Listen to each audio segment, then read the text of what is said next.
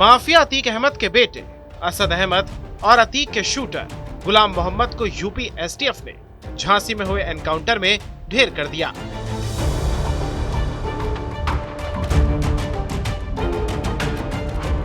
उमेश पाल हत्याकांड में शामिल अतीक अहमद के बेटे असद और शूटर गुलाम मोहम्मद का एनकाउंटर इस तरह से प्लान किया गया था कि दोनों में से किसी के पास भागने का कोई भी रास्ता नहीं बचा था।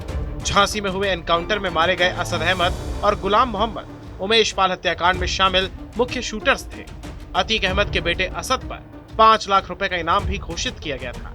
प्रयागराज में 24 फरवरी को दिन दहाड़े उमेश पाल और उनके 2 गनर्स की हत्या से चर्चा में आ गया था। इस मर्डर में असद अहमद का नाम मास्टरमाइंड के तौर पर सामने आया।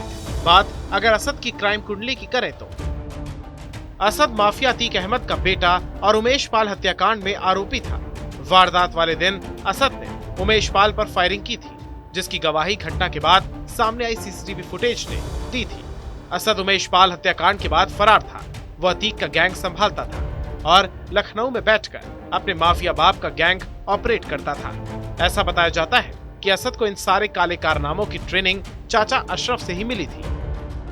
वही बात अगर एनकाउंटर में मारे गए अतीक के शूटर गुलाम मोहम्मद की करें तो उसे अतीक अहमद के सबसे शार्प शूटरों में गिना जाता था। गुलाम मोहम्मद की अतीक अहमद से 6 साल पहले मुलाकात हुई थी। असद की तरह वो भी उमेश पाल हत्याकांड का आरोपी था। उसने भी उमेश पाल पर फायरिंग झोंकी थी और इस हरकत को अंजाम देता हुआ असद के साथ सीसीटीवी में कैद हो गया था।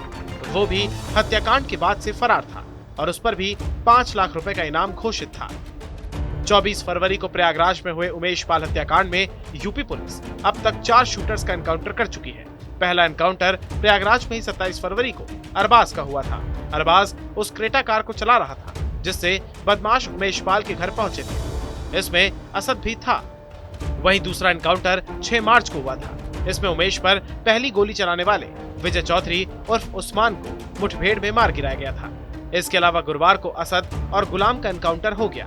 यानी अब तक इस मामले में 4 एनकाउंटर हो चुके हैं और जो बचे हैं उनकी भी खैर नहीं है, क्योंकि सीएम योगी आदित्यनाथ ने भरे विधानसभा के सदन से इस हत्याकांड में शामिल तमाम माफियाओं को मिट्टी में मिलाने का ऐलान कर दिया था।